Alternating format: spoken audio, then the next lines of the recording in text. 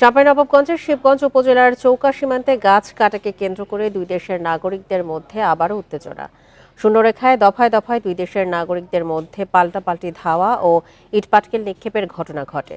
এ সময় ভারতীয়দের ছোড়া পাথরের আঘাতে দুই বাংলাদেশি আহত হয়েছেন।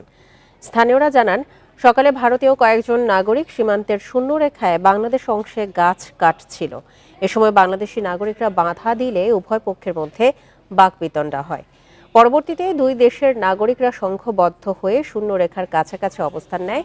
এক পর্যায়ে তাদের মধ্যে দফায় দফায় ধাওয়া পাল্টা ধাওয়ার ঘটনা ঘটে। এ সময় ভারতীয়দের ছোড়া পাথরের আঘাতে দুই বাংলাদেশি কিশোর আহত হয়েছেন। স্থানীয়দের অভিযোগ, ভারতীয়রা ইটপাটকেল ও পাথরের পাশাপাশি ককটেল বিস্ফোরণও ঘটিয়েছে।